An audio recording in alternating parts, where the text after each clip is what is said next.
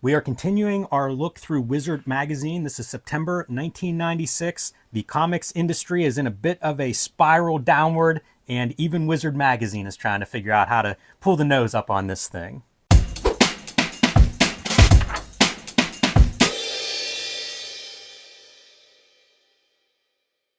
Hello and welcome to your favorite YouTube channel, Cartoonist Kayfabe. My name is Jim Rugg. I'm Ed Piscor. And we are a daily comic book YouTube channel. We have over 1,500 videos in our back catalog. You can search those on the Cartoonist Kayfabe homepage on YouTube. Look up your favorite cartoonist, look up your favorite comic book. Heck, look up the first 60 issues of Wizard magazine to get a 90s history of comics there. We are also brought to you by our Patreon. Cartoonist Kayfabe Patreon has 3 different levels that'll get you access to our videos early, and at the King Kayfaber level, you actually get access to our videos first because you sit in on the recording session. That link to our Cartoonist Kayfabe Patreon is below this video. Go check it out and join the King Kayfabers in our live studio audience. We always have a good back and forth with them, but also it'll give you a leg up on the Kayfabe effect. Sometimes we look at stuff that's a little bit hard to find. There aren't a lot of copies. Those disappear first, and that goes to our King Kayfabers because they have first crack at them. We call that the Kayfabe effect. I'm going to give shouts to Rob McCollum, King Kayfaber, in the chat room right now because we covered a She-Ro book last week on the channel. As of right now, it's not live to Gen Pop, but it was the Pieces Gem series of books, and there was an Appleseed book that has the original art and the pencils to correspond with every single page, and Rob showed up in the DMs with his latest package that he received, and he got that Pieces Gem book. Probably cheaper copy than anybody else is going to be able to find. Yeah, that's a fantastic book. And without further ado, Ed, let's dive in. You know, we have been covering these Wizard magazines. They were something that we were both reading at different times in the history of Wizard magazine. Whenever we get to this episode, I'm basically out. You know, I am in college in 1996. I had gone to a college with a great comic book store that closed in this downward spiral time. And as we talked off air, this is probably the furthest removed I am in my history. Once I became a comic book fan around age 10, this is probably the time period when I'm the furthest away. I don't have access to a comic book store easily. And I'm not that interested in the Marvel DC Image stuff of that time period. So going through this issue, a lot of new material for me and a lot of stuff that I misremembered. You know, I wasn't paying close attention to when it happened. And in my head, it happened differently than it does in this issue. So some fun revelations in this one. Yeah, man, we're, you know, five years apart in age or so, 5-6 years. And I was messing around with Wizards still at this time, but it was kind of an inertia stage, a methadone stage, if you will, where I'm interested in very little of what they have to discuss. And I do think that this is a tipping point issue once we get to the editorial, because Gareb Shameless is pretty clear about the direction that Wizard will be taking. I had this issue, love this issue, remember it very, very well, but I had a different cover. I did not have this Masamune Shirow cover, the Ghost in the Shell vibe, which suggests that I'm still picking it up off of the damn Piggly Wiggly racks at the grocery store whenever I'm heading in that direction with my mama or somebody. This is such a weird cover too, because it doesn't, obviously it's Shiro, but a little bit different than what I think of in terms of his style. And it has a lot of the Peter Chung Aeon Flux look to me of like a very delicate line and a very elongated figure. Yeah, totally. Like this is an era, this is a bleeding edge era of Masamune Shirow. So this piece certainly was not, you know, Gareb Shameless did not call Masamune Shirow to do a cover for Wizard. Shirow indulges in doing these big illustrations. I don't even think he does comics anymore. Like, he just will do these big illustrations. And at this point now, it's almost all drawn digitally, you know? Right. But this is very clearly looks practical. I see a lot of airbrush, like, and frisketing and stuff on the back. It's not really a like an ink line, you know? I think it's a very, very tight pencil. And then lots of methods and materials, but it is practical materials rather than his like Intron Depot fucking porno Right. drawings. You know, like a more contemporary sheet, like this chick would be fucking butt ass naked. Yeah, it's interesting because you assume this is the victory/promo lap of the Ghost in the Shell anime at this time period. You know, like maybe even they came to Wizard with this idea of, hey guys, you want to do some feature on this? And by they, I think probably Manga Entertainment, man. They put a lot of ad dollars. We know how the game is played, right? And you worked in graphic design for magazines and stuff like that, man. So you know that if you put in enough ad dollars, you're going to get an article feature about you or something. Yeah, 100%. And right off the bat, we get into big entertainment here, TechnoComics, if you will. Again, I'm out of comics pretty much as a reader, at least as a regular reader. And this stuff to me was like the end of that cash grab, the end of that early 90s boom in my mind is TechnoComics. I might be wrong on that, but in my head, that's how I always remember these things. You get the big name on the top, Yes. Neil Gaiman in this case, and then just try to sell these books. There is often in conversation, Neil Gaiman will be on stage, and he'd be talking about, there have been times I've done things for money, and they never turned out so well. And Lady Justice and Technophage are some of the first things that come to mind. Yeah. And I wonder, he's media trained and shit like that. You're probably not going to get the clearest answer from the dude, like the most honest answer. But I do wonder, like, what is the contribution of Neil Gaiman for this Lady Justice thing? Like, really, is it a little scribbled sentence or two on a napkin? And that's the extent of it? Because Rich Rainey, like this, he has nothing to do with it, nor does any of the stuff that he's most proud of, being Neil Gaiman, look like this. Yes. Titties and that kind of shit. He's like one of the more progressive kind of creators that's out there. But he wasn't above taking a couple of dollars. Now, this is a different Neil Gaiman, by the way. He's still, coming off of Sandman. Maybe we're getting to the end of Sandman, I forget. But it's really before he really developed his novel career and stuff. It's funny, too, how long, like, big entertainment's around. Because I think we've been watching these ads for a year or so of Wizard magazines. And in my head, like, again, that's not an imprint or a company that is represented in my back issue boxes. Right. But, they had some funding because they did last over a year. What's interesting is that this issue in particular, this is like the Suncoast Entertainment issue of Wizard, because you could find these big entertainment bullshit comics. Right. Because of the name value of the creators at Suncoast Video. It wasn't really a spinner rack. It would be like the Tchotchkes rack, where there would be, a gumball machine with MST3K and like that kind of shit. And there would be like maybe 4 or 5 comics, and it would be stuff that you could identify with shit that you could get at Suncoast. So it would be like Mortal Kombat comics.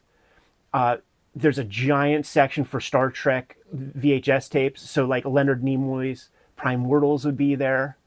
And I don't quite remember seeing Lady Justice, but I do remember seeing big entertainment comics in there. It does make me wonder, like, if you had a chart, like, in terms of sales, like, these had to be going this way. Right. You know what I mean? By the time this comes out, like, we are a year or so into big entertainment, so I assume that their sales have just, are just near the end, is my guess. It's funny to think of this as Suncoast Video because it feels like the Hollywood product of comics where, like, get your star on top, put the name, top of the marquee. That's all they got. And then you sell it off of that name, which is sort of like the Hollywood star system. Totally.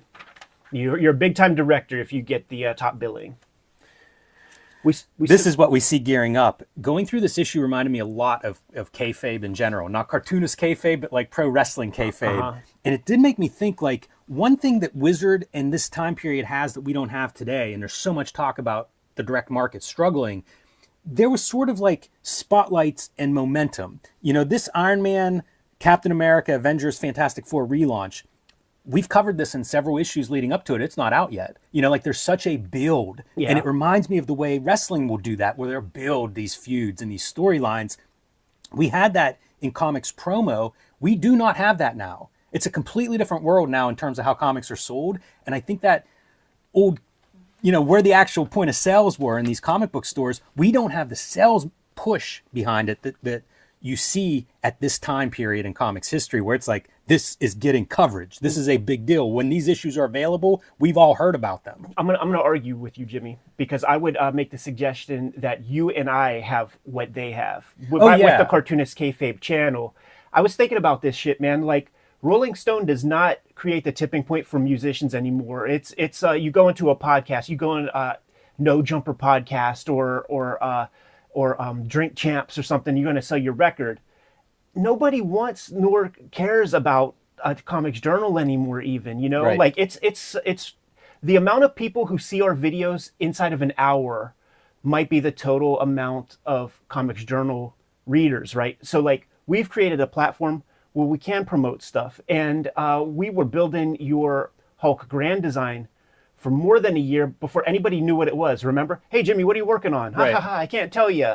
And then when we released that video finally, it might be up to 20,000 views right now, which certainly helped you. Yeah, I agree 100%. I guess what I'm saying there is there's not like the, this isn't even a company thing, but there's not like the promo machine. Right. You know, like the promo machines are the individuals. It is. And there are pockets of those, and some are very effective. Yeah. You know, like you think of Viz being like this giant publisher in America, and they've got their own platforms that are like pushing this stuff out, but it's not one place where you go and it's like, hey, I'm a comics fan, let me see the magazine so I can get caught up on what's coming up. Right. Like we don't have that anymore. It's just like all these voices, and some are definitely more effective than others, but it is a weird, like, it's such a weird shift. There's just not a popular media like this. Still monoculture at this point, so like you had this or the Comics Journal, and the Comics Journal was spending a lot of time telling you how stupid you were. Yeah, right.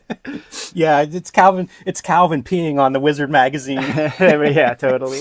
So here is Gareb Shamus's, would have his editorial in the front of each of these issues, and right off the bat, this one's interesting. The very first sentence is, we've been getting lots of mail asking for more coverage of 3 topics: more of the independents, more manga, and more toys.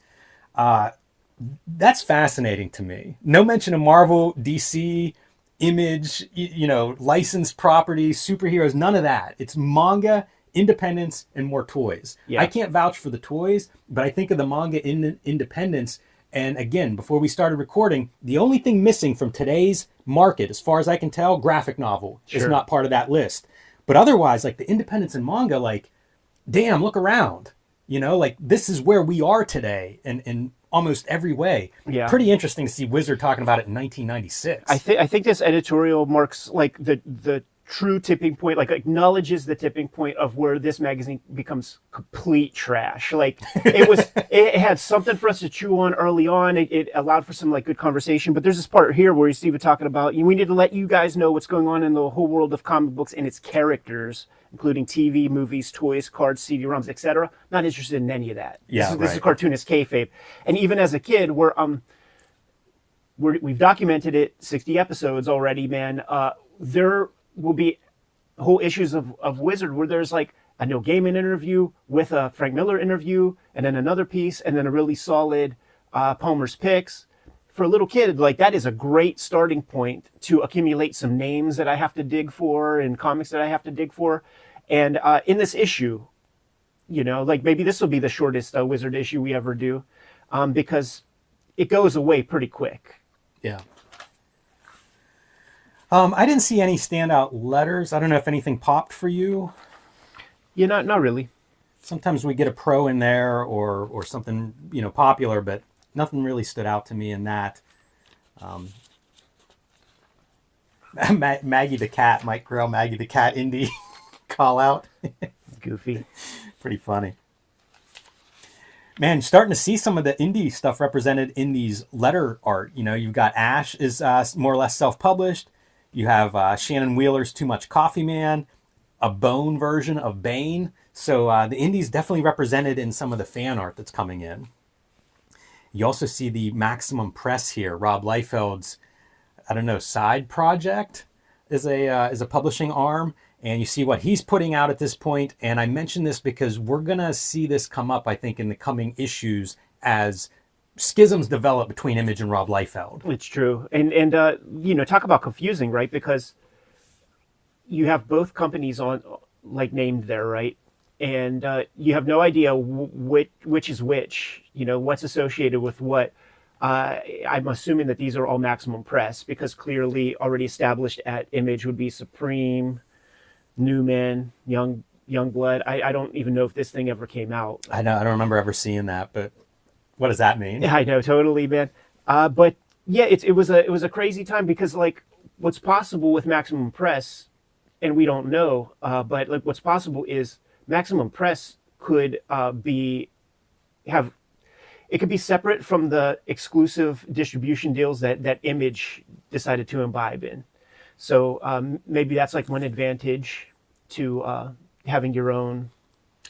Yeah, it'll be interesting to watch that get coverage because I think it starts out as an imprint at Image and then becomes its own company. I don't think so. It was always its own company. Yeah. See, that's really interesting because the story in this issue for me is Mark Silvestri breaking away from Image. Right. So if Liefeld is also publishing outside of Image, And he was the first to. it's such a weird time in comics in terms of like what is Image? You know, this Right. is 4 years in and it's sort of not sure. You know, it hasn't really been tested in a way. Hey, one note on this Supreme. You see Alan Moore's name under there? I think he's just starting his run on Supreme. Right.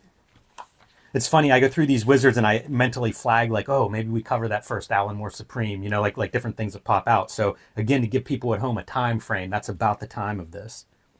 So much upheaval for that to be happening, you know, a lot happening at this point. Whenever things are wrong, this is what you see in sports. When things go wrong, it is like everybody's making mistakes. Right. You know, winning covers up a lot of ills, whatever that expression is. And I think when comics are down, it's like we're all pointing fingers. So Marvel DC crossover, they've done their Marvel versus DC as mentioned here. They've done the Amalgam, I think volume 1. I think there ends up being like 2 years where they do that. I think 1 year is done at this point. And it was a big success. We saw that in the top 300 order list. So they're talking about doing more of that here. And I think that goes along with what you were saying, man. If things are doing so bad, well, maybe the two biggest forces can kind of get together and hotshot some things. Yeah, and we've looked at a few of those. We'll probably look at a few more of those Amalgam issues at some point. I think it's essential. Yeah. Curse of the Spawn. It's funny to me to see these timelines because, again, like in my head, it's all of the same time. But only now, 4 years in, and McFarlane's ready to spin Spawn off into a second ongoing here with Dwayne Turner as your artist. He's very clear about it, too, whenever we get to that Mark Silvestri stuff, because there's going to be commentary from all the guys. And it's McFarlane saying how glad he is that he's not a studio dude with like 80 dudes to employ or whatever. Yeah, I think that's a big thing. There's a couple of studio things in this issue where like that was my takeaway of like, man, imagine having to generate enough work to have 30 guys, you know, profitable. Yeah, I think there's that. And then we also know, and we'll get to it when we have the Mark Silvestri conversation, but there was an exact like studio issue that sort of caused the big rift. Do you see the internet controversy about Yes. about the silhouette? Are we looking at Batman's ass or his front? And Frank Miller already told you, man, it's the front. You seen the sketch? Go check out our artist edition Exactly. video. Some mention down here of possibly Mark Silvestri doing some Marvel work. You know, Yeah. I guess things are going well with the Jim Lee, Rob Liefeld takeover, so they're trying everything they can there. Well, I think, and we'll get to it when we look at the article. But he makes mention that like, well, Marvel asked me first, kind of like me and Jim Lee. Jeff Loeb, I had no idea what he looked like or who he was. Totally different, this picture, than what was in my head. I was picturing some young Hollywood hotshot, and it looks like this dude's been in the game for a while. But this news item is that Jeff Loeb is taking over Captain America from Chuck Dixon, was the original starter on that. Right. Chuck Dixon did Prophet, right? The Platt did. Prophet? Yeah, he did. He Had some did. history with Liefeld, but apparently it didn't work out right with Captain America. Yeah, for sure. Like Rob, you know, I talked with Rob about stuff. He was talking to me about doing that like Deadpool Bad Blood thing, and it is very clear that like it's the Rob show. You know what I'm saying, man? Like it's the Rob show. Like you are an aside to a Rob Liefeld project, man. And you know, we've seen him collaborate with Alan Moore on like Judgment Day and stuff, and you know, mileage may vary when it comes to Alan Moore working with certain creators and things. So if Rob is going to be telling Alan Moore what to do, like Chuck Dixon doesn't have a shot. By the way, that Rob's show thing, that's a direct quote right here. This is Rob's show, said Loeb. And he's going to say it again later this issue. Totally. Yeah, that makes sense. That's who Marvel hired to revamp these books, not whoever the writing partner is on that.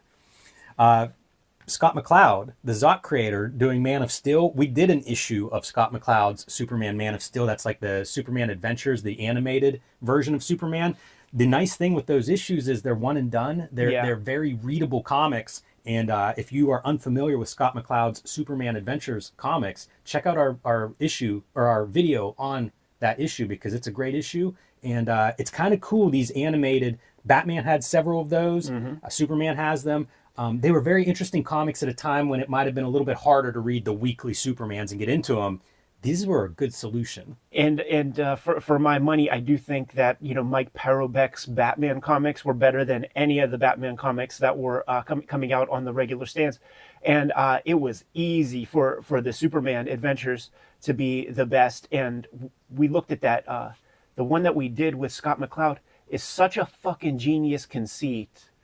The idea is that if the stars that we look up in the sky are millions of years old or something, then that suggests that with the right telescope, maybe Krypton is still up there by way of the telescope, and Superman is able to watch Krypton blow up. And I get chills thinking about it, dude. It's a great concept. Yeah, it's brilliant stuff, and it was never done in the regular comics. After Scott McCloud, I think it's Mark Miller is going to be the Superman Adventures writer, kind of getting his start in the game in a substantial way. So don't sleep on those. They're in the dollar bins. Right. Nobody holds them in any kind of high esteem because you guys are going for hot keys and not good comics. Right. It's funny because like that would be the equivalent of an all ages book, right? The Yeah. animated stuff. Those are always the chewed up books. Like Right. people didn't collect those; they read them, and Right. so as a result, whenever you find them, yeah, they're cheap, but also they're read. Shouts to Scott McDaniel, not to be confused with Scott McCloud, who his work, the style and all, I'm not. It's not my thing, but he's another Western PA guy, so you got to give mad props. And he sort of cut his teeth doing the Daredevil Right. shit for a little while, turns heel and jumps to DC Comics, gets Nightwing, which isn't also ran. It's like, yeah, whatever. But like it was kind of, they were pushing it. Clearly, you got a big ad, and his style was like updating a little bit. It's like a good twist, a good contrapposto, if you will. But then, he puts in his bid there, does his work there. Maybe a couple of years later, he'll have his website where he's breaking down his workflow on Nightwing. And I still remember, he's like, I got to get 3 assets done a day. And that could be 3 pages of roughs. That could be a page of roughs and 2 pages of pencils. But like in order to keep That's neat, a yeah. monthly flow, 22 pages a month, you have to get 3 things done per work day. And then that could even, he's a religious dude, right? So like Sunday, like he's at church and doing that types of shit. But then he's going to be the Batman guy with Larry Hama. People shit on that run because like there's like a shark guy and stuff like that. But I started collecting it when started collecting Batman again whenever he and Larry Hama are doing this stuff, and I enjoyed it.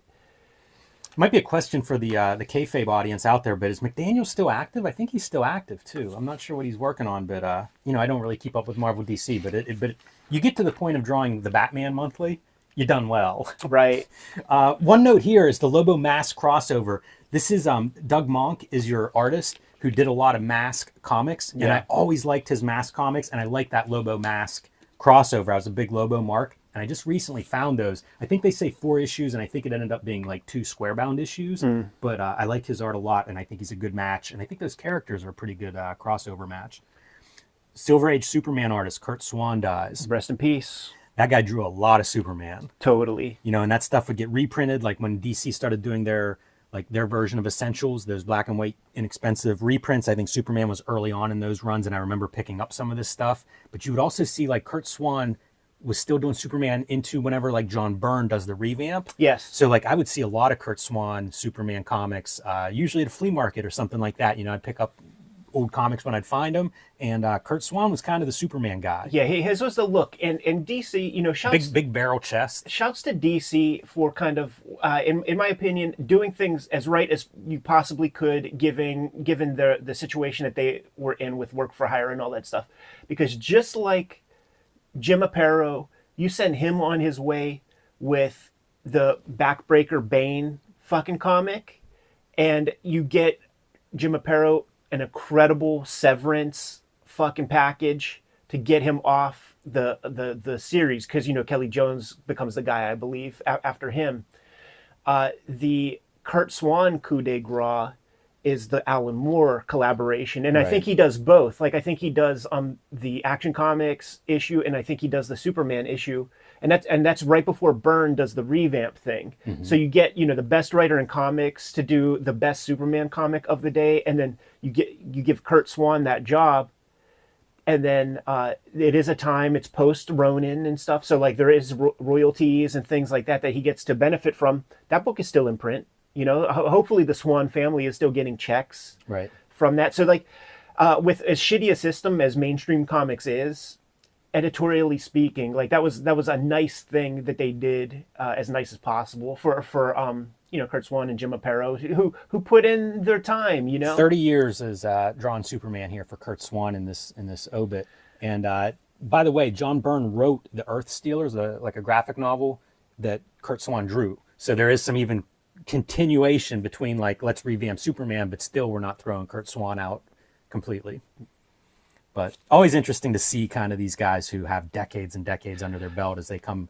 How does Kurt Swan make it into Wizard? It's sad that it's a memorial, but it's nice to see the guy memorialized. He was drawn like Legion of Superheroes whenever Jim Shooter was like a 14-year-old, like doing the roughs and stuff. Those are probably some of his best looking comics. It actually makes you understand Dave Gibbons a little bit more. Yes. Like you see a lot of connective tissue there, and the cleanliness and of Gibbons and stuff. I feel like he pulls from that whenever he's doing his DC works. Yeah, interesting stuff there. Chris Sprouse comes on to New Men. Interesting because Chris Sprouse style-wise was so different than like the extreme style. Yeah. Liked his super clean work. That was one that kind of stood out, compared to like all the extreme stuff. I remember seeing that and being like, that's interesting. And which is interesting too is like the New Men series was the series for that, because before him is that Todd Knock dude, and he had the clean line style also, and with bubbly figures. He would be like akin to a version of like a J. Scott Campbell for like what Rob was presenting with his studio. But the thing is with Sprouse, like with Todd Knock, he's an amateur coming into the game, so there's still so many rough edges, and he's still actually pulling from a lot of like other popular guys, Art Adams and maybe even Joe Mad, really.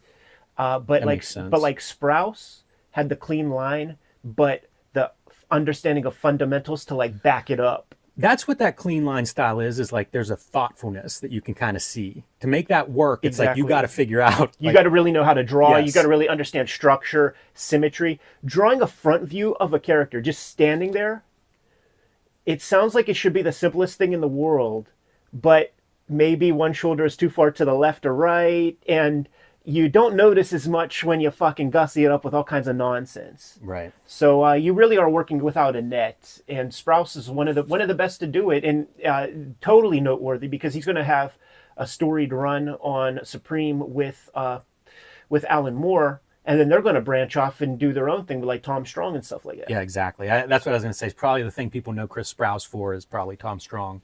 Definitely I think that made a big imprint. He was noticeable at DC. I remember some of those like Legion of Superheroes things where it was he's a beautiful drawer. Right. Like it's because he's adept at not needing so many lines and stuff, and he knows the right ones to put down.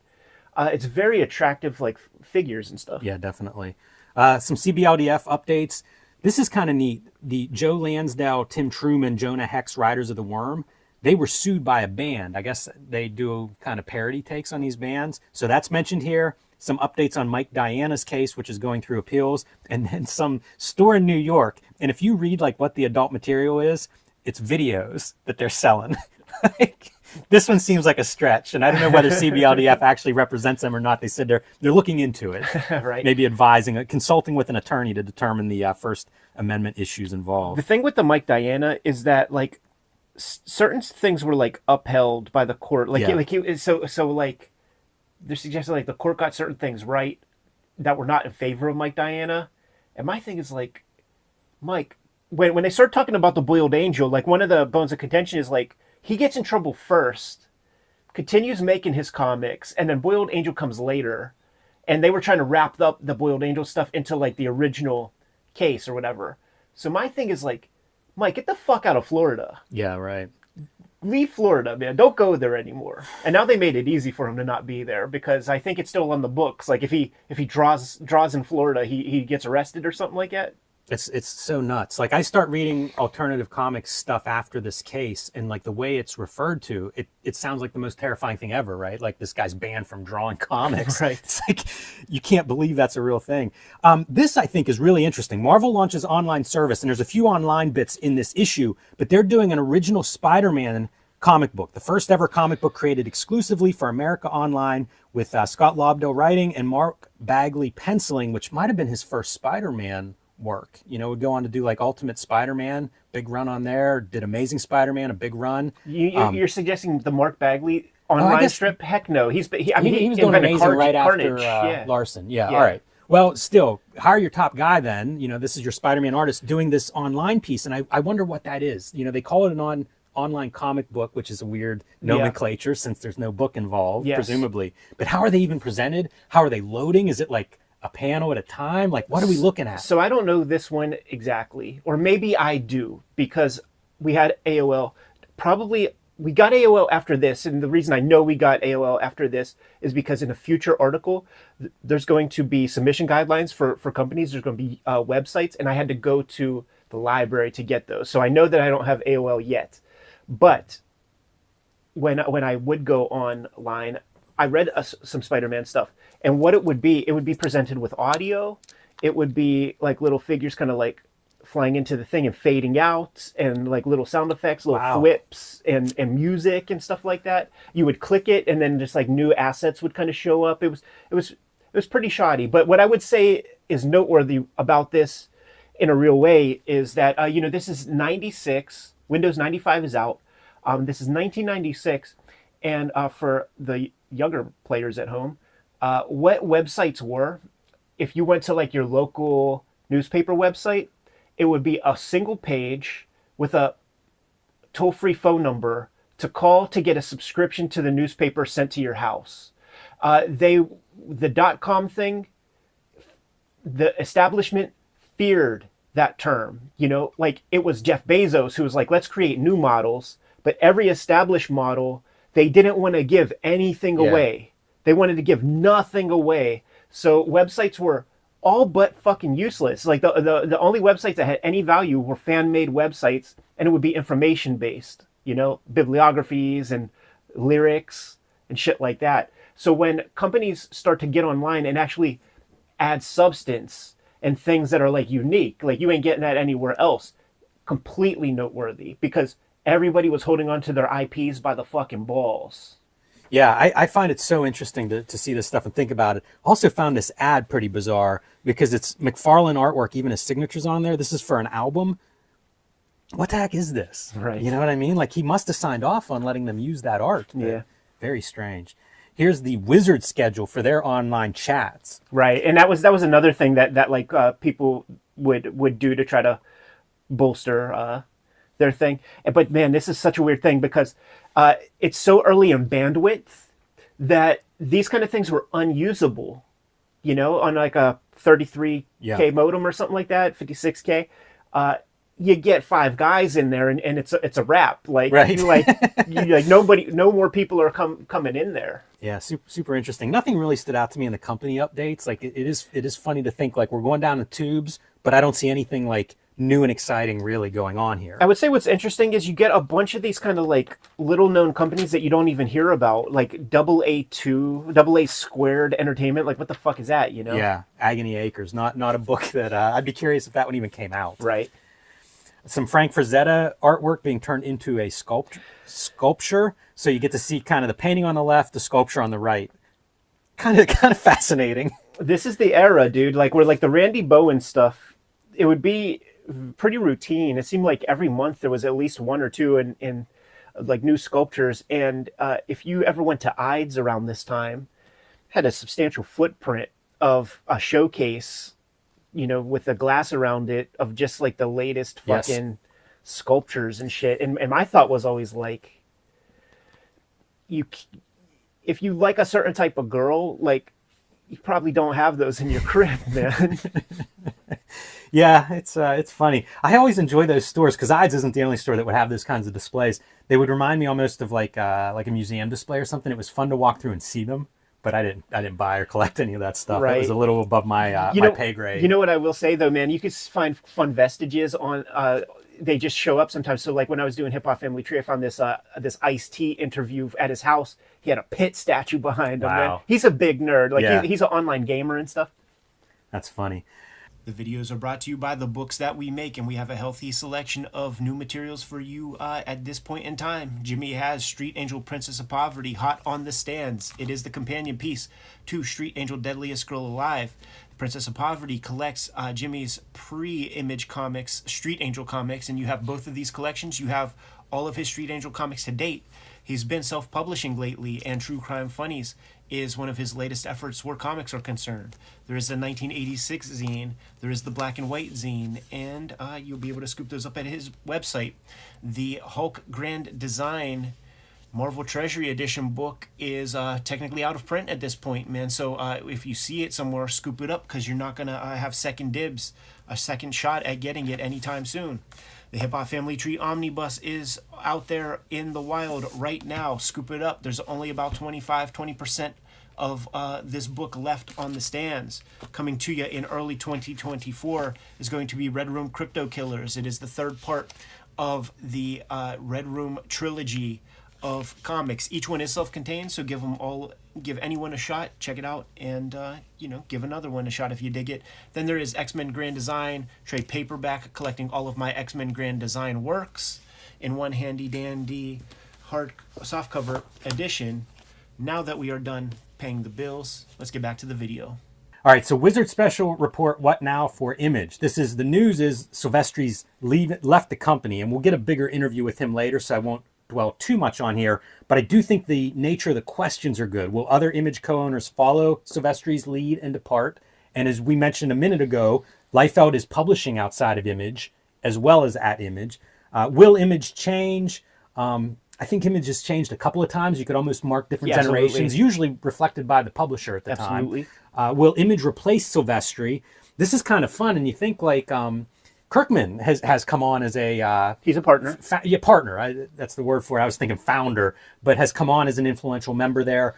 A little bit surprised that other people haven't. You'd think that some of the people that have had big hits there, maybe a Brian K. Vaughan or somebody, might have slid into that role if they were interested. So that's kind of neat. I bet you, like, the way I believe like Image works, right, is like in the 90s everybody put up some vig, right, like, and they all contributed, and they put it into a fund that is invested and is receiving compound interest over 30 years now, right? So like it's got to be reasonably substantial at this point. So to buy in, maybe you need a Kirkman level of assets. Yeah. I don't think it to buy in. Like, I can't imagine it'd be cheap. Right. I think that maybe he might be the only guy who could do that. Now, this is not a precedent-setting thing with Silvestri leaving. Dalkeon split already. Yes. He has full bleed. Was that his joint? Mm-hmm. Yeah, he has full bleed, and he's doing his own pit comics on a very sporadic basis. It's interesting that the stuff coming in is like Colleen Duran and Jeff Smith, Kurt Busiek doing their thing. It's fascinating to read like these two, right? Some are Image people, either they're being published or maybe they left, like Dalkeon. The chain reaction is Image people, and then filling out the ranks is clearly like new guys. So we should go through some of that. This is where Todd is talking about being happy that he doesn't run a studio. Right, and some of the guys outside of the ranks also say that. They talk about like the studio responsibility, which is fascinating to me because I don't think I thought about that much at all whenever I was a kid and, kind of looking at Image from the outside. And then most of those studios have gone away. It's a fascinating thought exercise, right? So like, dominated by the big three is something that's mentioned here and in the Silvestri article. Jim Lee, Rob Liefeld, Todd McFarlane. For all intents and purposes, when they start Image, those three guys financially are in basically the same spot. Yeah. We could say that they're in the same spot, but now we have hindsight to look back and see the business moves that they made and see who sort of won in a financial sense. McFarlane, heads and tails above both of those dudes, beat both of them by branching out and having the toy company. Jim Lee, who is the more conservative kind of fellow, it makes sense that he's like taking the sure thing and is affiliated with DC Comics at the level he is. And Rob is the youngest of the crew with the least kind of support system. I think he's a very headstrong young dude. And, we know what happened with some of his rights with Youngblood and things like that. He made some wild decisions. So it's interesting to look back that way and, sort of assess, because, history is doomed to repeat itself kind of thing. Like you got to understand the history so that you don't make, similar bad moves, moving forward with your own stuff. But you got Valentino, you got Larson, everybody, nobody wants Silvestri to leave. Everybody thinks it's a dumb move, except Rob, really. I wish him a lot of success, he says. Right. Yeah, it's really interesting to see what glimpse we get here, because over time, like, we have gotten a lot more of this story has come out. Yeah, the filling out the ranks is important too, because like it's like Joe Mad, would you do something with us? He's like, dude, I'm on X-Men. I'm riding this gravy train until it stops, but it makes sense. Like maybe I should do it. Polito, And of course, Mad Will, you know, like Mad he becomes Will, that Cliffhanger. when they do Cliffhanger, they almost pitch it as like, this is generation 2 of Image Totally. guys. You know, it's supposed to be these young, hot artists. Yeah. And he's probably near the front of that line. Absolutely, it's him. It's Chris Bachalo, and it's J. Scott Campbell doing they're the first round, and then Brian Polito cutting promos. No way I would fucking work for Image, man. We are the princes of darkness, and they're the princes of spandex. Yeah, we kicked their asses this month. Joe Quesada, who was running his own ship, like why would he bother? And you know, he cites, you know, political reasons. They're exclusive to Diamond. That's not interesting to us. Yeah, that non-exclusive and exclusive thing comes up a couple of times throughout this issue, because we will get back to Silvestri, so that's pretty neat. Although Quesada, another guy who's kind of thinking all the time, ends it with, it would be ludicrous for me to say we wouldn't even think about it or even consider it. So I just really like how all these guys seem to be. It's interesting to me to see like a little bit of the business side of how they're thinking, how they're approaching, especially guys who are self-publishing. Yeah, no, totally. And you know, Billy Tucci, the Crusade guy, is like, I have enough headaches with just my little company. He's being magnanimous with that. On that episode of Anti-Gravity Room, he is throwing a press party for after selling 1.5 million units in the year like 1995 or something. So he doesn't need. He's doing just fine. But like the Dan Jurgens and Adam Kubert stuff, it is funny because these are job dudes, and it makes the listeners cry sometimes when we use that term. But these guys do work for hire. Right. That is a job. You are doing a job, and they unfortunately just think in job terms. Adam Kubert, I'd be very flattered. Period. It's an established company with a bunch of reputable guys, as far as I'm concerned, and they put out high quality product. I would consider all offers, and like, using Image for all of its superpowers is not accepting all offers, because what he's saying is like, if you have a job for me, right, I will take that job. And it's like, Adam, let me fucking shake you a little bit. Do you have any independent ideas that you want to present to the universe that you like always wanted to draw, and then you could create your own Danger Girl or Battle Chasers or like Walking Dead? But like, he's not even in that mentality. That is a jobber mentality. That is very much, I think, a previous generation thing. And It to be a is. second generation penciler, that's probably what you grew up learning. You know, it was a company thing. I think that almost everybody at Marvel DC doesn't think in the terms that you and I do. I think they think in these Adam Kubert, the 1996 terms. All right. One of the articles that I skipped. Yeah. The 10 most outrageous mutant makeovers and what comes next. I was checked out at this point, so I don't have too much to say on any of these, any pop-up. It was fun whenever they changed Psylocke, and we looked at those issues. The Jim Lee did like 3 issues, almost like a tryout for X-Men. Yeah. They're fascinating and probably some of my favorite Jim Lee art. But overall, like, this is weird stuff for me. Yeah, it's totally nuts. So I have one piece to add to it, and it is where Psylocke is concerned, because when I was doing X-Men Grand Design, I received very little editorial feedback. It was like, you know, take the cigar out of Nick Fury's mouth.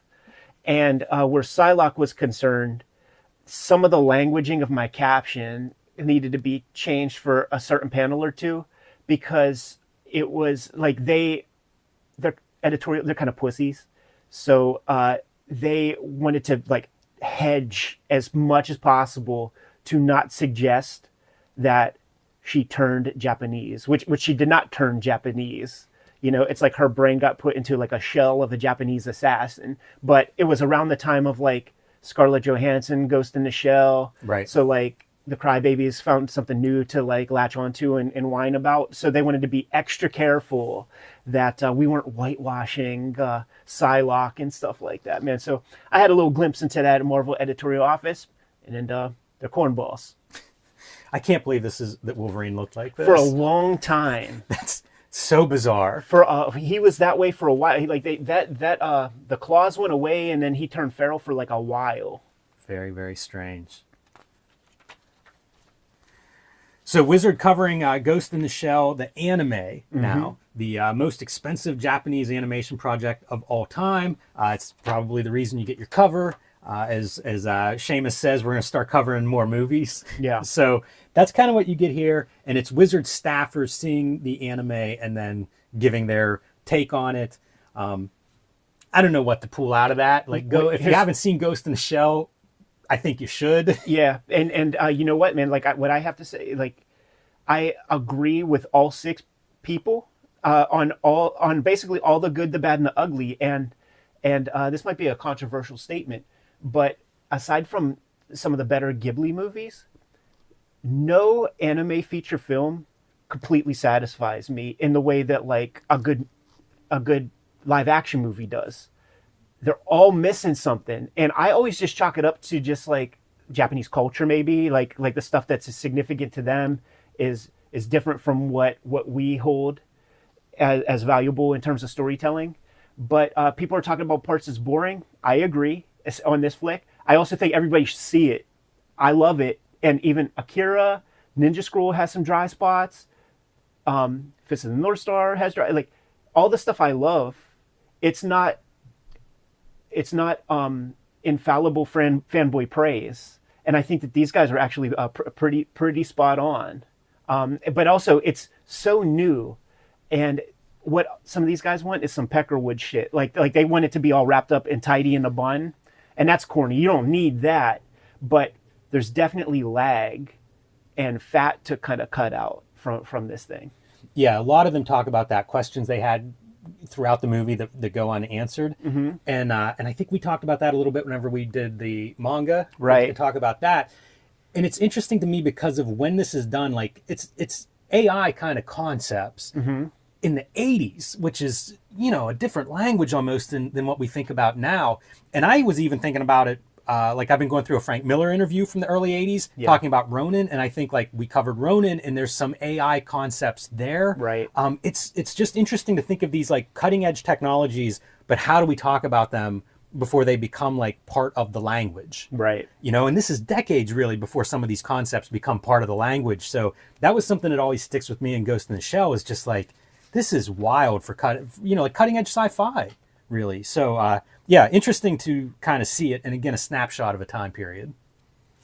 This was another one that I wasn't too interested in, and it is a fake map for Gotham City. Yeah, trying to figure out like where the different towns are, and I don't know if that weather records, like I don't know. I don't know if that Contagion story is happening, but where it's like we have to burn all bridges to Gotham and stuff. If it factors into that, but yeah, it's real dumb. We could just keep going. All right, so here's our Wizard Q&A with Mark Silvestri. This is one of those things that in my memory, it was a blip that Silvestri leaves Image, but like at this point in time, nobody knows that he's gonna be back soon, or how this is gonna shake out. So it really does feel like maybe we're starting to see Image fall apart. Yes, and I do think that there was some stuff in the works before, because in the previous issue, or maybe 2 issues ago, there were people doing like their prognostications of comics in the future, and they were like, Image Comics will not be what it is today, and they were just like vague illusions, right? Yeah. And so, the very next issue, Silvestri's leaving, so clearly there was like some chatter, and they talk about the clashes of the Image Marvel situation, blah blah blah. Silvestri's like, absolutely not, that never came into play. He talks about how Marvel contacted him first, along with Jim Lee, and then he goes, they ask, was it friction with one of the Image founding fathers? He says, yes, but I won't tell you who it is. It's not something I really want to do. And then he goes, I've been talking with Jim and Rob, pause. I mean, Jim and Todd. Well, there, I think I let you know. And I bet you if you listen to the recording, it's measured. Yes. So that he could say that. Yeah, he's very, very respectful towards Jim Lee.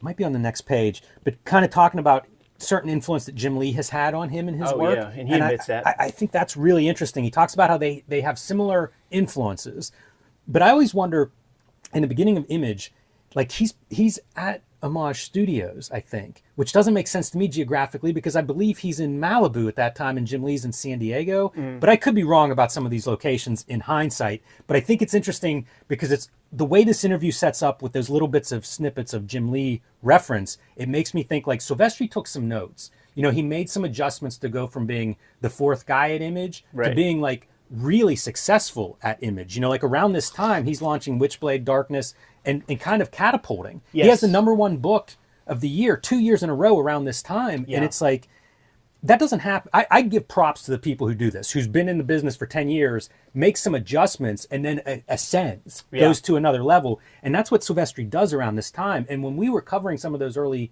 Image wizards, Silvestri is sort of a part of the crowd.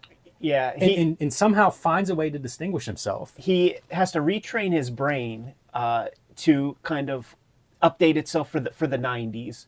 He was, heads and tails, the best drawer of all these guys when he was on X-Men, and he's shown improvement, man. He did both X-Men and Wolverine at various times bi-weekly, 40 pages a month, and was churning that stuff out. Drew the best X-Women, you know, like whenever he's on that, like Rogue has never looked cooler than under the tutelage of Mark Silvestri.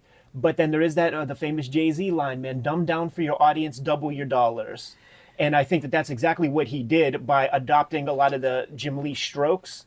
And because Silvestri can draw, man, like you look at his old King Conans where he's kind of homaging John Buscema. He knows how drapery works, and he knows how to build a good figure and contrapasso of the figure and having them work. And he knows great storytelling, using the grid and all that stuff.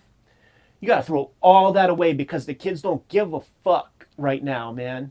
And he adopts all that Jim Lee strokes, the big bombastic panels. The Scott Williams inking style. Scott Williams inking, yeah. I got to get Bat. This dude Bat knows how to fucking ink those bullshit lines. It's funny, but you know he hits it. You do have to imagine. Think of yourself as like, I'm the best X-Men artist, right? Yeah. I'm better than Rob Liefeld. I'm better than Jim Lee. And those dudes both outsold me 10-1. Exactly. It's so a peak. Dumb down for your audience, double your dollars. It's a proven quantity.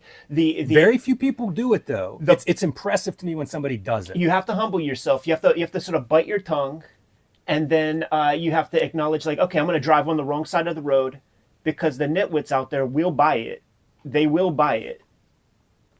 Yeah, it's a pretty interesting interview given the time frame and everything. And again, I don't remember this going like live whenever I'm there, you know, in comics, but going back and looking at it and thinking about it historically, I find it really interesting. We still haven't read the Wills Iron Man, and I have every issue of all the Heroes Reborns, so I feel like that's on the docket pretty soon, Jimmy.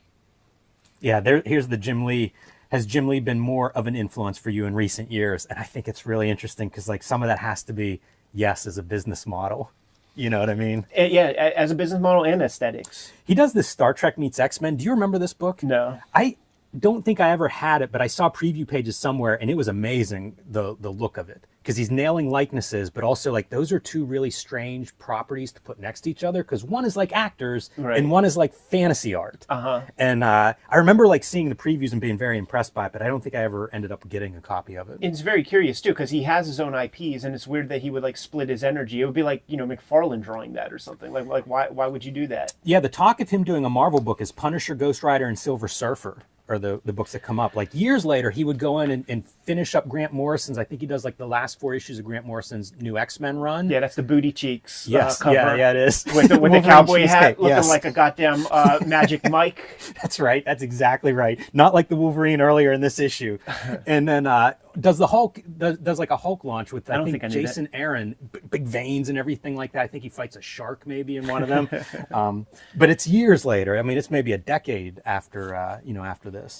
After the Heroes Reborn stuff. So pretty interesting stuff here. And as of this time of this issue, like he's out on his own. So, you know, new era for Top Cow. They rehashed the books, and that's the plan. You know, he's going to be joining the Joe Quesadas of the world as a self-publisher, essentially. This is putting together the issue 0 of Ash. Nothing stood out to me too much except one piece is it takes them longer to do this issue than a typical issue that they would work on. It takes about twice as long. The progress, the plotting, scripting, penciling, it's all pretty much straightforward the way you would expect. But that time frame that it takes them about twice as long to put this issue together stuck with me, in that you do your creator-owned book, it does take more. You're building everything. Right. Like you're really starting from a blank page. Even talking about like dealing with the printer and that experience, like you're taking on a lot more work. Totally. It might be even like 3 times as long, but it takes longer to do this issue than these guys that are coming out of doing work for hire up to this point. You got to give props to a Dave Sim, man, who creates a machine that reliably, gets those trains to run on time. I think one of the noteworthy pieces production-wise is how there are clearly like gels over top of lighting whenever these kayfabe photos of the guys working are taken. Like, yeah, you definitely see it. Both of these. Palmiotti would have thicker glasses than I'm wearing right now if he inked under that dull pink light. Ruben Rude looking fashionable as fuck, man. And I remember seeing this image and just like, I need to get all that stuff.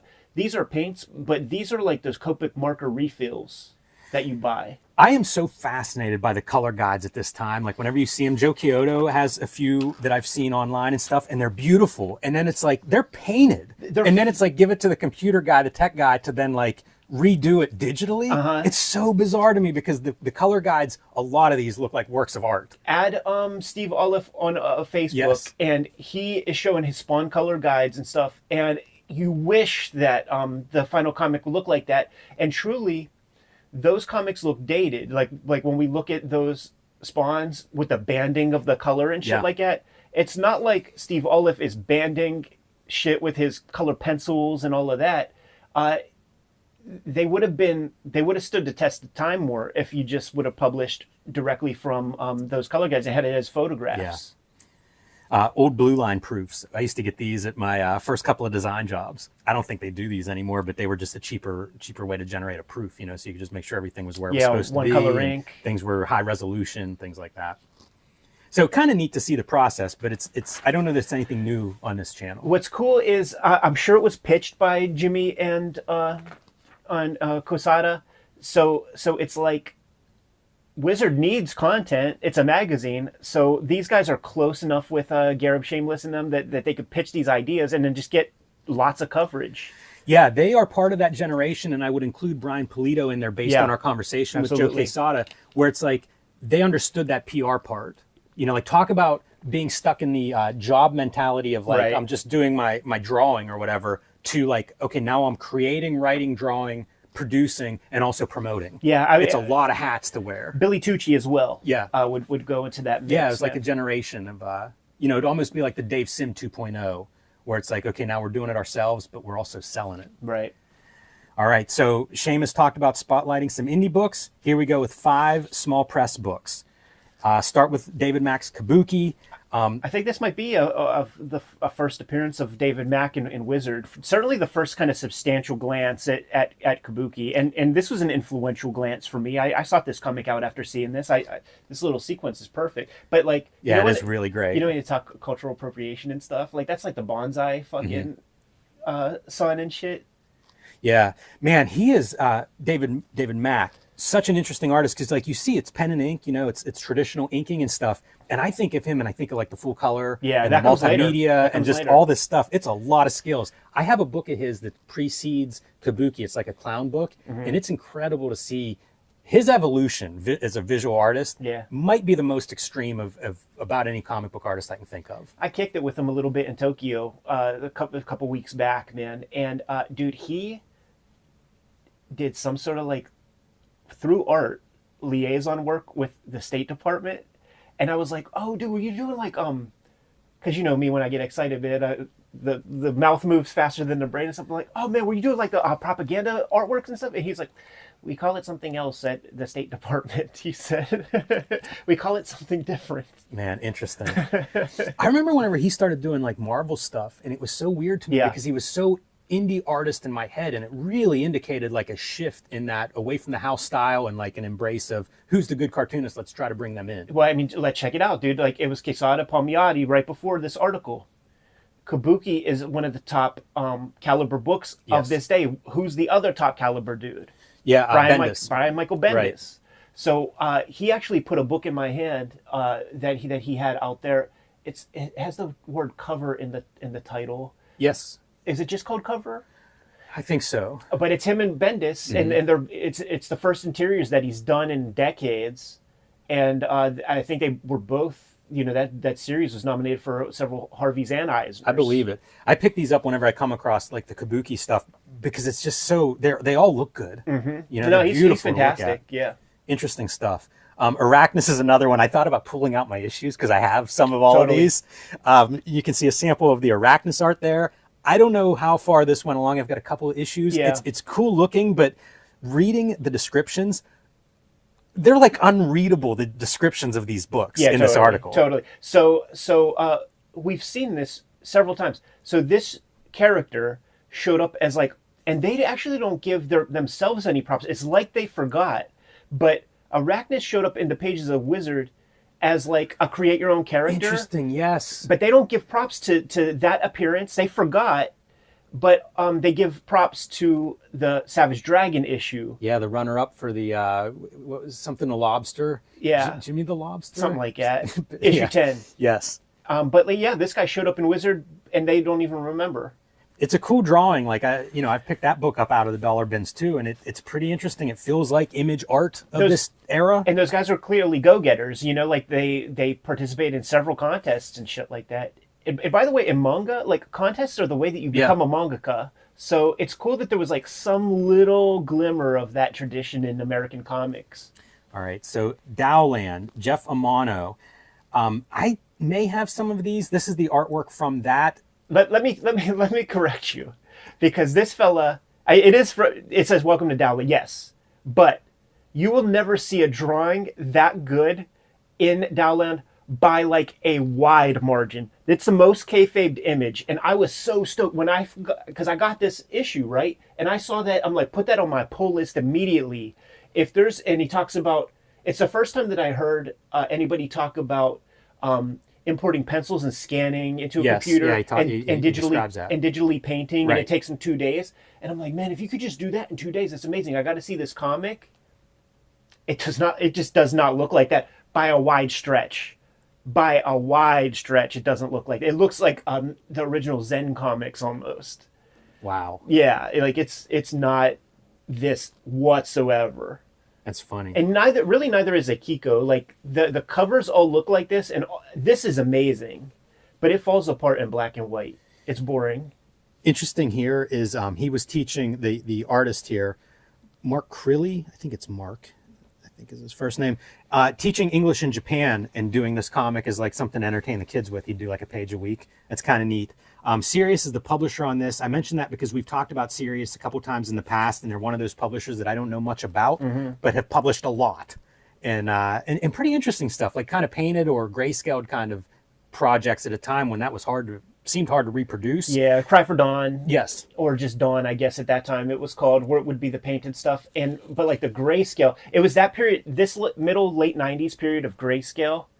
It's like mileage may vary, and everybody used grays that are too dark. So it's like we have a generation of muddy books out there. Right. Very hard to print that stuff.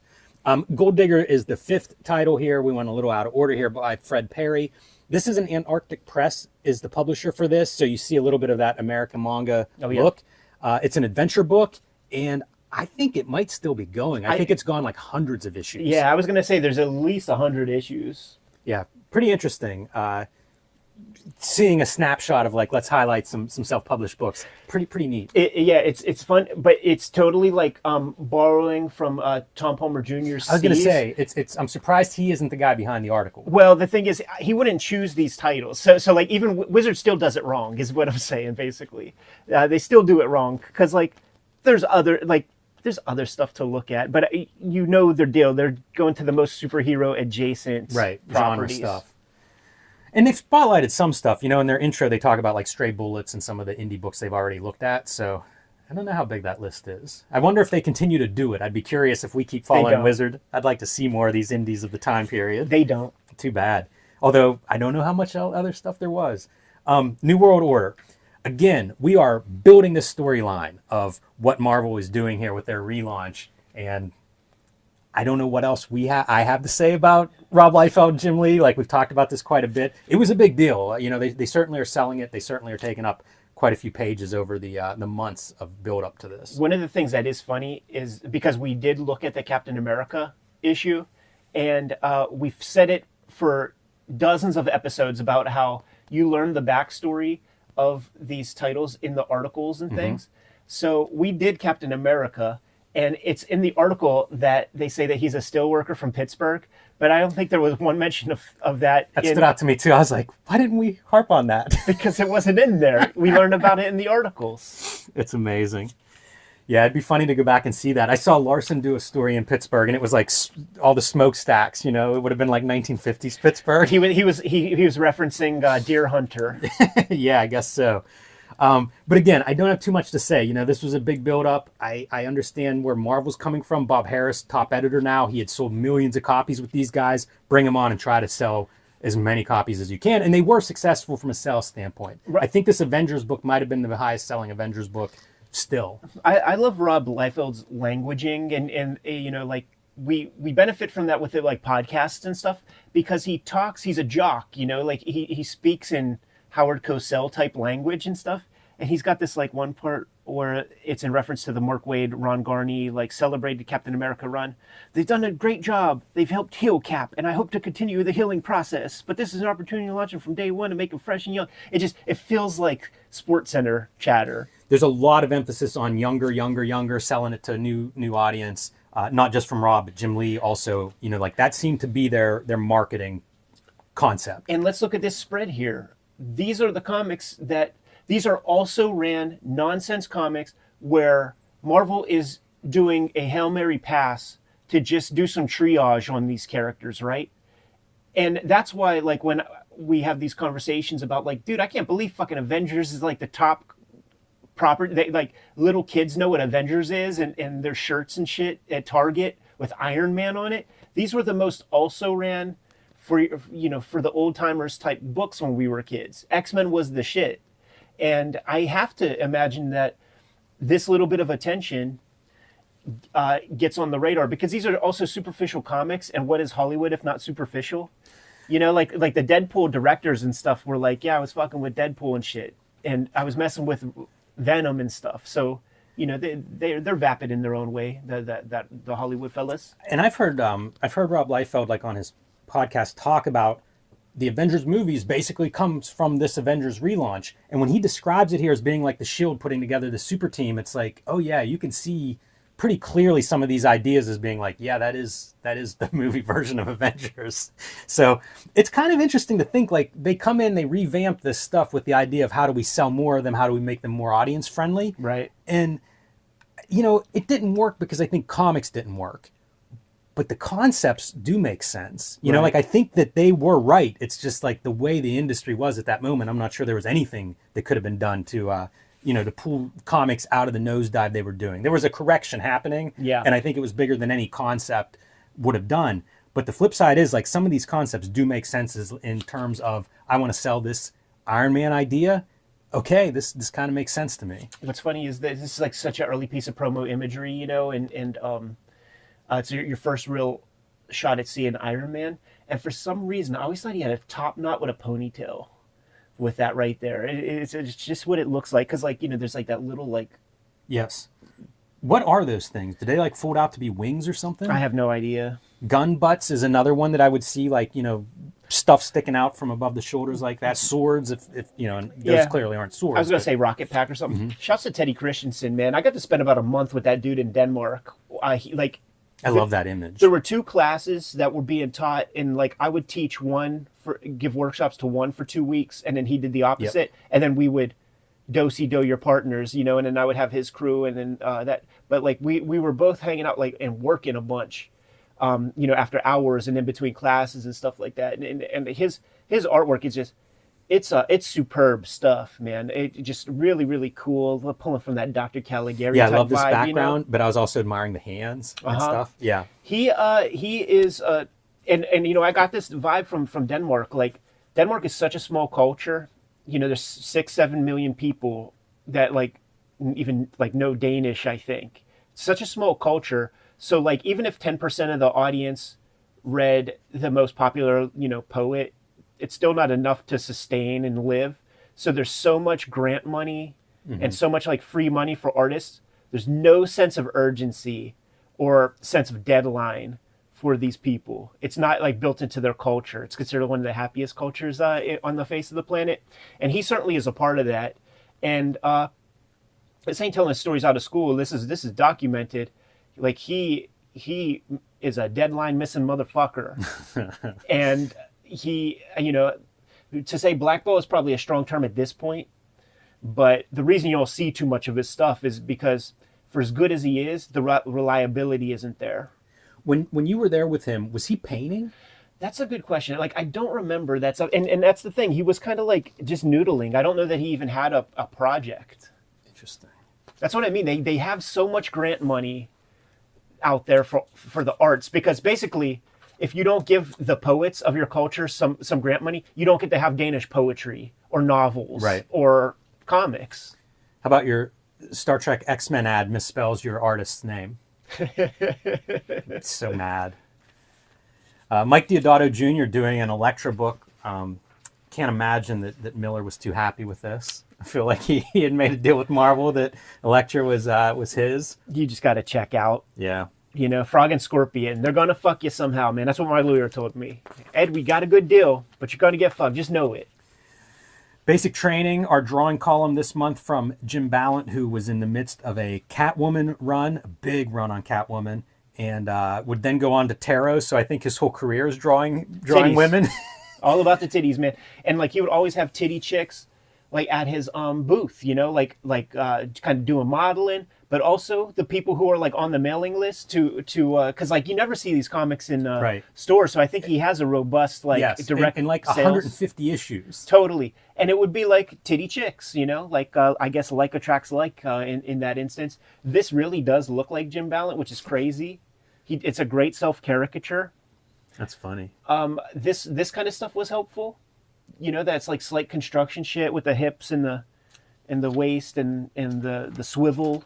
Yeah, it's relatively straightforward. It's interesting to me to see a guy who, like, this is his bread and butter. So to hear him weighing in on things like how, a woman's eyes versus a male eye, that stuff's kind of interesting. Like pointy hands and feet is something that he describes up here, and you see which is really interesting. Like I've never heard somebody describe it that way, but you do see notice it. Yeah, totally. And then of course he has to give the most lip service to titties. Yeah, titties are all beautiful, every shape and size. That's blah, right. blah, blah. But then when he talks about drawing them, you get one example, and there's a formula for like where the titty ends and begins and shit like that. The bottom of the breast will line up at mid biceps or lower on the arm. And that really is just a breast implant titty. That's not like a real human boob. So and also that looks so cheap. That looks like such Lightning Comics bottom of the barrel portrait drawing, right? Like that does not look like a guy who has a job at DC drawing that. Well, maybe a guy who doesn't miss a month for like 6 years. Yeah, right. Like this was maybe done very quickly. It's funny to see your Bride of Frankenstein in like an action pose. It's like kick through the wall, lady. Like that's pretty cool. Yeah. Homemade figures, always kind of fun. Trailer Park, I don't spend too much time on any of this. Anything stand out to you? Shaq is Steel. Seemed like a good fit. Yeah, totally. Mention of Blade starring Wesley Snipes, which I think is an estimated movie when it comes to like Marvel's movie success. Yeah, especially Blade 2 with Guillermo on the hook, man. They were talking these like 22 episodes of Generation X, and I saw that movie, like I taped it off of TV and stuff, but that never came out. Like the way it works is the very last 10 seconds of the movie they come out with the costumes and shit. Yeah. And that's the only glimmer you ever get. It is interesting to me, Dark Horse in movies, because like they did have some hits when nobody was really being successful, and it feels like that was part of their. Did they have hits or did they have plan. Movies?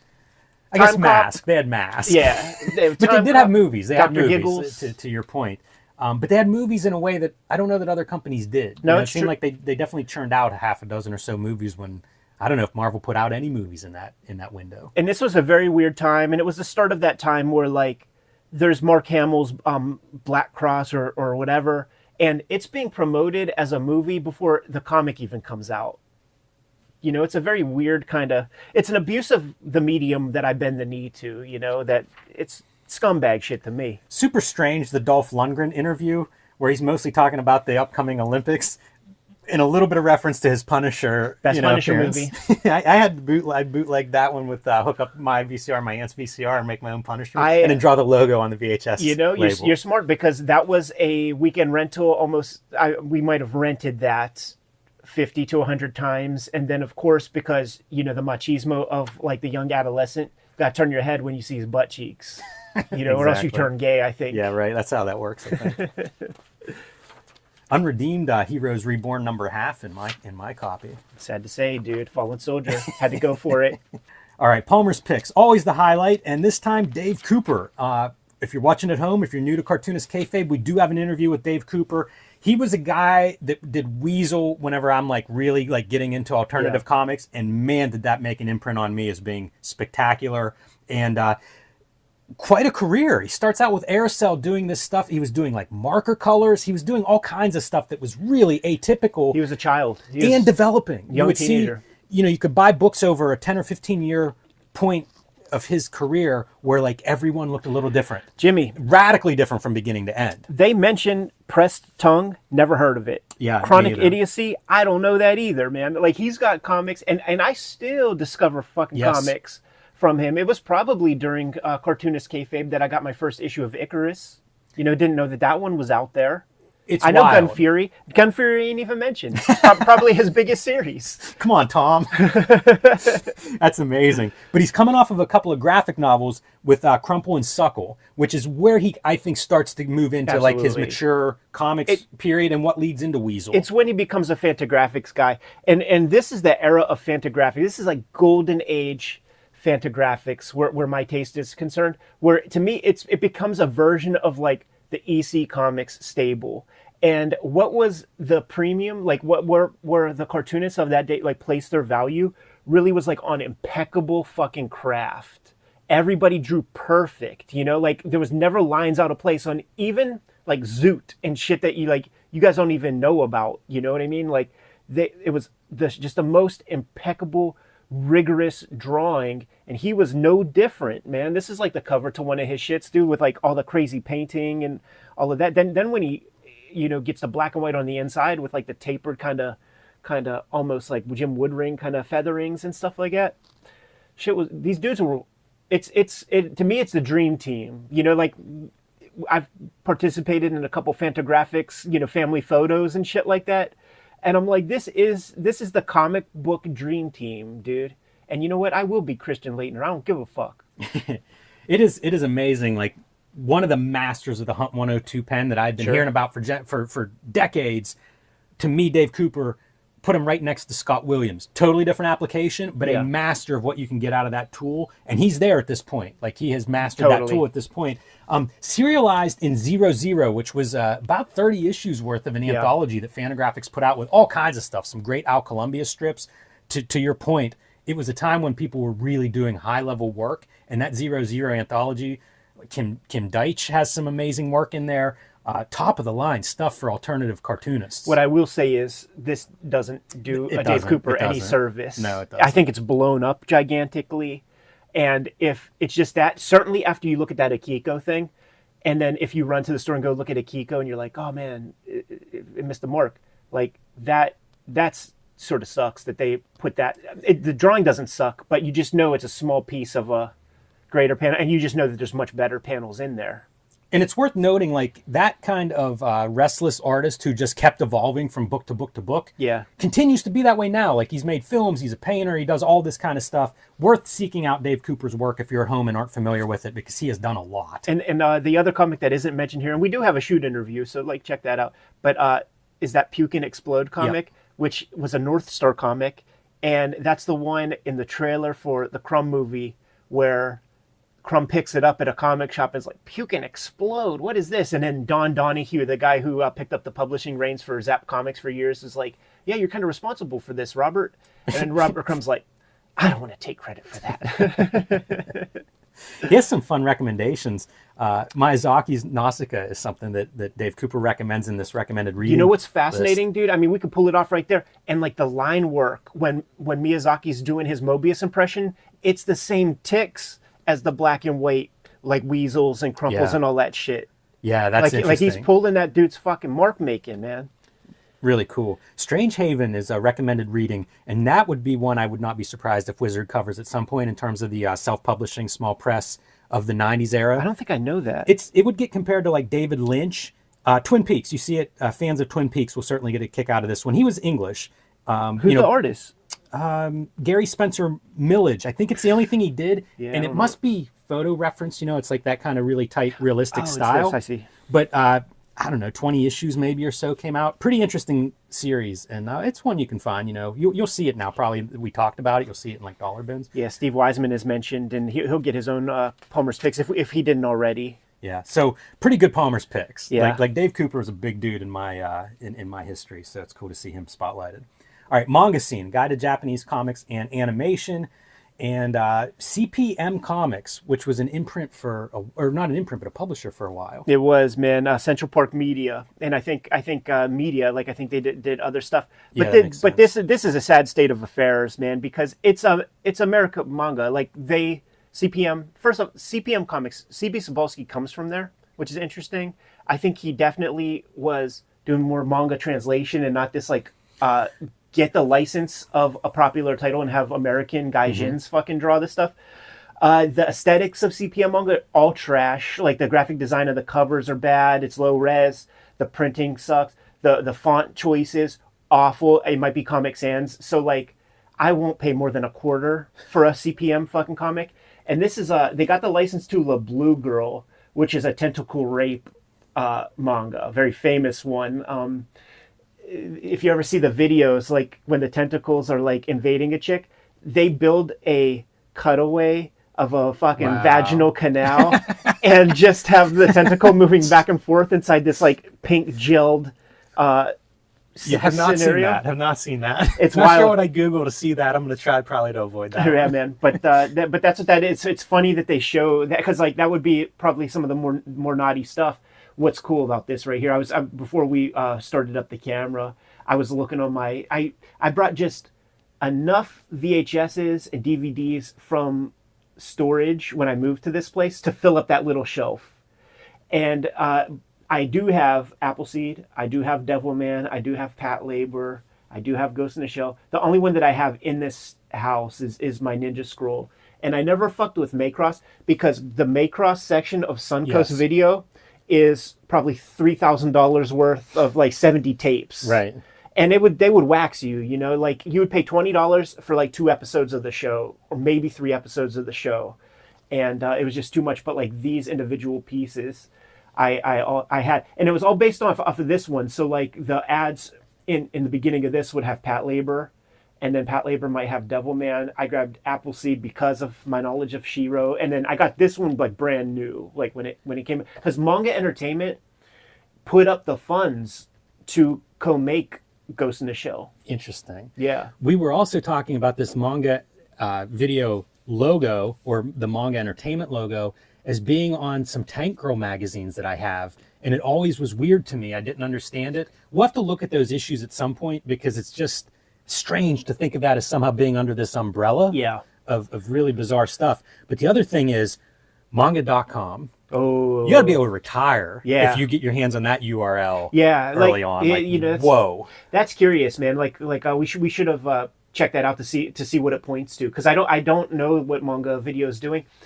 I just did a shoot interview with Yutaka Minoa, the guy who I actually credit for being the look of Ninja Scroll. It's Kawajiri is the famous director, but like Yutaka's work with Kawajiri looks one way, and when Kawajiri's doing his own thing, it looks way different. But Yutaka's super humble, and Yutaka said that maybe, and this is just this is conjecture, but he thought that like maybe because Ninja Scroll's huge in America, got no juice in Japan, and they had no sense that it was popular in America. So there's some question about Oh man, I bet there's a lot documentation. of bookkeeping there. Yeah. Interesting. Ninja Scroll was one that my friends who had no connection to comics, anime, anything were into. It was just a super violent cartoon, like it blew their minds. And in college era, like that was something that they thought was really cool. And you have to discover it a certain way, right? Because like those dudes, they're not going to just like accidentally find that. It was MTV. There were bumpers on MTV that just showed the cool shit, man. The fucking dude's arm getting ripped off. Yeah. The sword fight between the blind swordsman and Jubei in that bamboo forest, and then fucking each other up. You never seen anything like that. Yes. And I think at this time, even still this time, I didn't exactly equate those like big-eyed style of cartoons. I just don't know if I even associate that with Japan, because I had no crew, you know, like I was making all these discoveries on my own with no help or anything. So it took me a long time to understand that like this comes from Japan. Right. This popped to me, Spirit of Wonder. I had never heard of this, and they talk about how great the artwork is. Yeah. Very well drawn series. Looks kind of different cover-wise, you know. It's something that I'm curious to look through because I never heard of it before this issue. Right. This is so stupid. And also, by the way, it's a Dave Cooper that's not the Dave Cooper that we just looked at 2 pages ago. I was trying to figure that out, if that's Dave Hoover or you know, somebody else, like if their name is wrong. It looks closer to Dave Hoover, who would have been the Captain America artist before Ron Garney, so the guy needed a job. Yeah. Astro City contest, that's kind of nice. Astro City getting relaunched here, I think, with new regular series, I guess. Yeah, so not the first volume, but you know, it was a successful series. It's been through quite a few iterations, and mostly keeping the creative team intact. When I saw this, I was like, that is strange. But I was like, that painting, it's like too much work and too good a cover for a shit comic. It's funny, they have these boxes down here. If you like Astro City, we recommend this. And Aquaman. If you like Aquaman, well, we can't really recommend any other comics that currently fits this type of comic. That's the Peter David, you know, like he was hot on Incredible Hulk, and Aquaman was the thing he turned his attention to. You got the Concrete miniseries with the Uncle Jeff covers. Unmistakable. Like, these are the things that really made me look at Concrete, to be honest. Yes. Yeah, I can see that. Any other titles pop for you at this point? Wake the Devil was whenever I became a Hellboy fan. I had been buying it, and I was almost out. And around this, I think it's this miniseries where I was like, oh, man, this is the stuff. Like, that's when it clicked for me. I got a personal one on the page flip, which would be Preacher number 18. At this point, I've been wanting to get Preacher comics for months, but they were in the middle of a storyline, and since I was a little kid, I had a rule that, like, you don't buy part 3 of something. So I was waiting for that storyline to just wrap up. And Vertigo would be very good about, like, you know, 4 of 5, 2 of 5, that kind of thing, so that you knew when it was coming. So this was the first standalone after the bigger story that they were telling just before, which we did do episode. It was Hell and Back story with the grandma and TC and Jody. Brutal. And shit. So this is my first issue of Preacher, and it tells a story about how Jesse Custer's dad came into the fuck communism Zippo later. But from this issue forward, then did his buddy put this uncomfortable hunk of metal up his ass? Right. Oh, yeah. Wait a minute, I'm crossing my 90s pop culture. Right, totally, man. But I have every issue going from 18 to 75 or whatever. Sweet for the Glenn Fabry cover gallery across there. That's good. And also the editorials, which are never reprinted in the trade paperbacks. Like, you got to have the issues for the Garth Ennis editorials, which is where I learned a lot about British comics. I learned about action and battle, because he was putting the call out. Like I do my scripts I typewrite them. There's one copy of these scripts for every issue, and I will give you a script like that's one of one if you give me a run of action comics or battle comics, the British stuff. And he would mythologize, like, and it was almost like, because you know those days, dude, when you had to dig for stuff. So, like, I don't even think he saw an issue of this stuff for a while, and he was just like, yeah, there was this hook jaw. It was like Jaws, but he's got a harpoon sticking out of his face, and it just sounded wild, you know? And early days of file sharing and all that shit online, I had to... I downloaded files with action and battle and all that. Strangers in Paradise, Volume 3, Number 1, homage. This is, I guess, when Terry Moore takes Strangers in Paradise to Image. Mm-hmm. I bet you a lot of the Terry Moore fans, this is where they first get to Terry Moore. I think so. It's so interesting to me how that works. Because different guys like the Jeff Smiths and Colleen Doran that go to Image as things are tough, sometimes it's fortuitous in that, like, suddenly I bet you Strangers in Paradise suddenly exposed to a much wider distribution. Yeah, absolutely. So while everybody else is nosediving, these numbers might actually go up for Strangers in Paradise around, with this addition of Wildstorm behind them. Yeah, I think so, and very smart to go number one. This is Stray Bullets number 10. I just read this issue this week. Is that an Amy Racecar? It is, and I think it might be my favorite Amy Racecar. I did not remember liking Amy Racecar, and on the rereads I have enjoyed it more, but this one might be my favorite of them. Yeah, he is doing such hard material that it feels like every 10 issues he would give himself room to have fun. I think that's how Amy Racecar would I think it would be like every 10 issues. And then he would just give himself that space to just indulge and have fun. But like, I always skip. I love the art, but I would skip them because I went with Stray Bullets. I want this very specific thing. It is an odd creative choice having that in there. When you read it all, you know what it is, and it's Virginia Applejack's kind of fantasies of it's her inside of her imagination. And rereading it, I wonder if you could like find the analogs to like her father and some movies at school and stuff like that. Like Lapham is a very smart, astute creator. Supreme 41. Alan Moore comes on board. There it is, dude. I mentioned it earlier this issue, but pretty big deal. That was something that caught my attention at the time period. He's playing both sides of the fence too, because he's writing Wildcats number 32 also. So he's taking probably about checks. wrapping that up. He's taking checks, baby. $20,000 a script, 2 scripts every Friday. That's what Rob Liefeld said on the channel, man. There's your Alex Ross centerfold.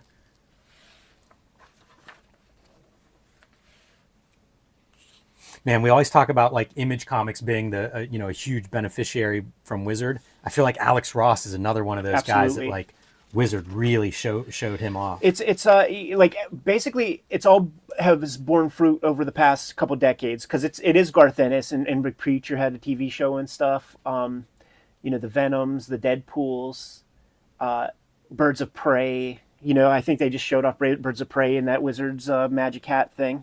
Always enjoy these drawing board. Pretty cool that it has stuck around for now year 6 of Wizard Magazine. It's still here, and that's funny. The evil Ernie. Yeah. I feel like this guy traced Jack Davis for that.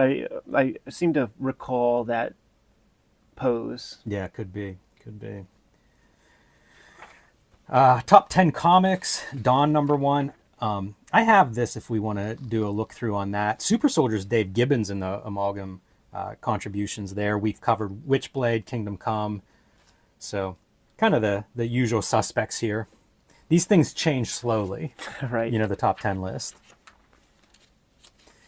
Report on back issues as well as hot artists and writers. You mentioned Joe Matt earlier. He was in that interview as maybe leaving X-Men at some point. He would go to Image, right? And you see just where he's at. The number 2 guy behind McFarlane.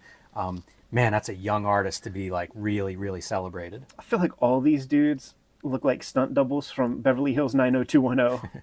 Like, look at these 2 guys right there. There goes Jason Scott Green's stunt double. And then you have to have like, the Asian friend will be in there. Then you have to have, the biker dude. What's funny is contrast that with your writers list. Mad Peckerwoods, man. These dudes are not.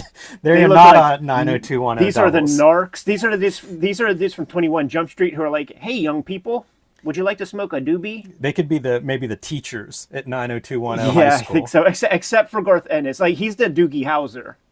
He really looks young as fuck. That's a funny picture. He's Doogie Howser, and then like this is the guy who. He's like the high school dad that like bangs 18-year-old seniors. Ouch. In the show. Not really Neil Gaiman, man. We're not looking for suing. I was going to say, this is the guy who comes out of rock and roll magazines and understands what a headshot is. And this is the guy who wishes he was that guy. And whatever feuds exist between mainstream and alternative, I think they're summed up here with Joe Michael Lisner's photograph. Just like, why am I next to these dudes? Yeah. Wizard Top 100, you see Uncanny X-Men is still your top book. So right. Image is found and kind of bumped a lot of the Marvel stuff out, but 4 years in, it's kind of back in the status quo. And look at that, man. The top 11 books are X books. The only one that isn't is Spawn. Yes.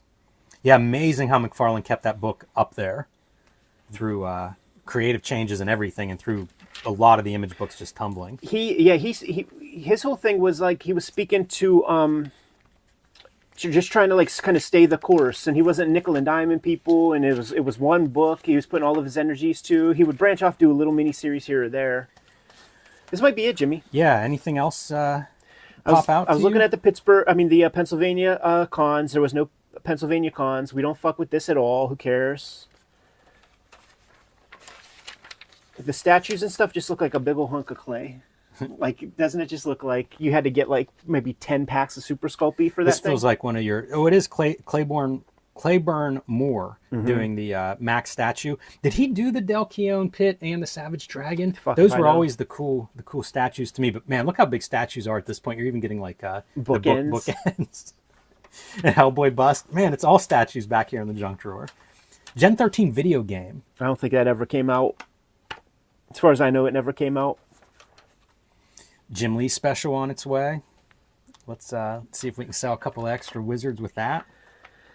And then Sergio Aragones. We have a shoot interview with Sergio, man. It's one of my favorites. Much more substantial than the wizard profile that is provided here. Yeah, super talent. One of these guys that I feel like comics fans were lucky that Sergio came to comics. Super talent and amazing the career he's had too, like how long he has been active and doing interesting work. And a couple of the books they highlight here are Sergio Aragones Destroys DC and Massacres Marvel.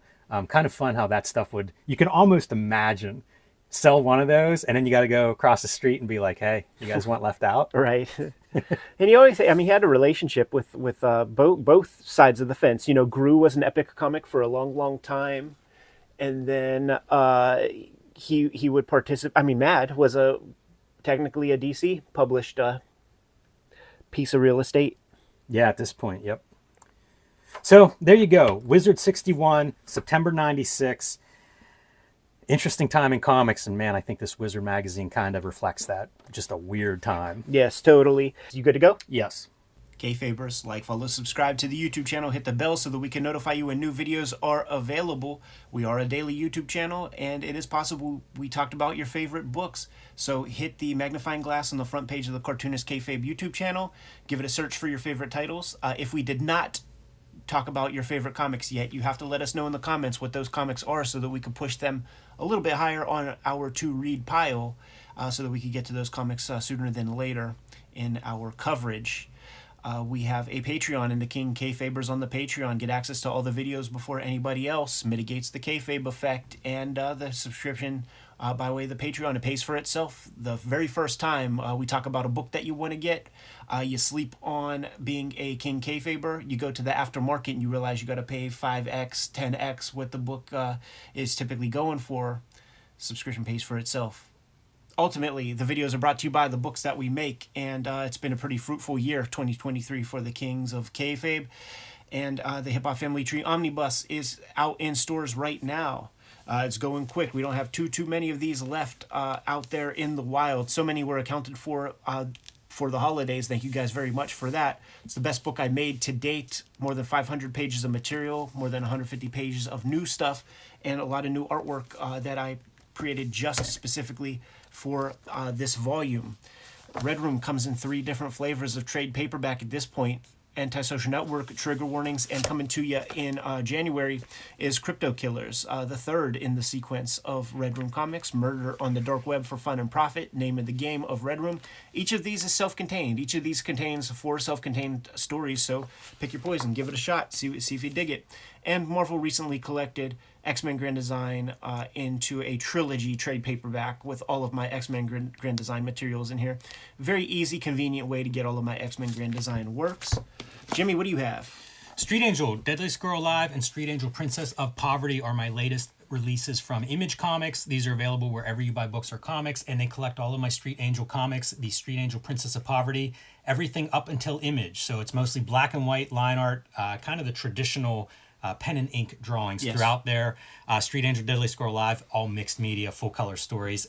They're all complete stories in both books, so start with either one, whichever you can find at your local comic shop. I've also been self-publishing. True Crime Funnies collects some nonfiction stories, both true crime and wrestling in nature. And you can pick that up on my website, or you can read it on patreon.com/JimRugg, along with the BW zine celebrating the black and white explosion of the 80s, and the 1986 zine celebrating the greatest year in comics history. And finally, the Hulk Grand Design, my contribution to Marvel's Grand Design series of books. This one celebrating the Hulk, and it is out of print at the publisher and distribution level. So pick this one up while you still can from your local store if they have one, because once it's out of print, it may be very hard to come by. Book sales are the most important step to kind of keep the Kayfabe channel solvent and functioning. But there are some other ways to support the Cartoonist Kayfabe channel. Jimmy, if you let the people know. Subscribe to the Cartoonist Kayfabe e-newsletter at the links below this video. You can also find Cartoonist Kayfabe t-shirts, merchandise, mugs, hats, stickers, and lots more at our spread shop. That link is also under this video. There you have it. Many ways to keep... There you have it. Many ways to support the Cartoonist Kayfabe channel. Jimmy, if you'll give the people their final marching orders, we can all be on our way. Read more comics.